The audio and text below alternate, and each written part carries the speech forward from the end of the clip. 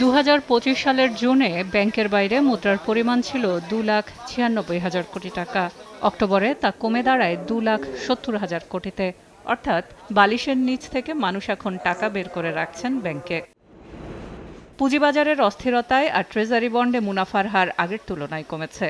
ফলে মূল্যস্ফীতির চড়া দাম দিতে গিয়ে ব্যাংকের বেশি সুদের প্রতি আকৃষ্ট হচ্ছেন মানুষ। বাংলাদেশ ব্যাংকের মতে কিছু ব্যাংকে আমানতকারীদের আস্থা কমলেও ব্যাংক খাতের উপর আস্থা রাখছে মানুষ।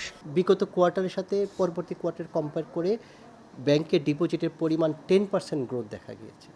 আপনি বলতে পারেন অনাস্থা সৃষ্টি হয়েছে কতিপয় ব্যাংকের উপর, কিন্তু টোটাল ব্যাংকিং সেক্টরের উপর মানুষের অনাস্থা এসেছে, এটা আমি স্বীকার করি না। বাংলাদেশ ব্যাংকের তথ্য বলছে 2024 সালের ডিসেম্বর শেষে ব্যাংকে উদ্বৃত্ত ছিল 2,15,000 কোটি টাকা। 25 সালের জুনে বেড়েছে 2,65,000 কোটি টাকায়। অক্টোবর থেকে 3 মাসে আমানত বেড়েছে 37,000 কোটি টাকা। কিন্তু এই টাকার পাহাড়ে খুশি হতে পারছে না ব্যাংকগুলো। কারণ শিল্প বা উৎপাদনশীলের মতো উপযুক্ত বিনিয়োগ খাতের অভাবে বিপুল পরিমাণে এই টাকার প্রবাহ ও গতিশীলতা নেই। ফলে অলস তারল্যের ফাঁদে পড়তে যাচ্ছে ব্যাংক খাত। যে লিকুইডিটিটা যদি আমরা ব্যবহার করতে না পারি তাহলে তো ব্যাংক পড়ে থাকছে এবং সেটা কিন্তু দায়, তার কারণ তার উপরে আবার আমানতকারীদেরকে সুদ দিতে হচ্ছে। এই রকমের উচ্চ তারল্য সেটা কিন্তু ব্যাংকের জন্য একটা বিপদ তৈরি করবে।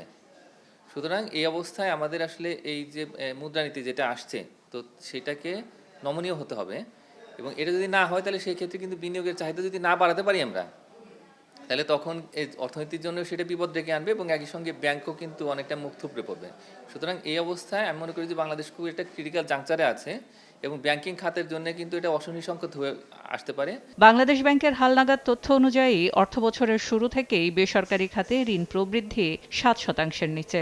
2025 সালের জুলাইয়ে বেসরকারি খাতে ঋণ প্রবৃদ্ধি ছিল 6.52%, আগস্টে 6.35%, সেপ্টেম্বরে 6.29%, অক্টোবরে 6.23% এবং নভেম্বরে 6.58%। সেলিয়া সুলতানা, সময় সংবাদ, ঢাকা।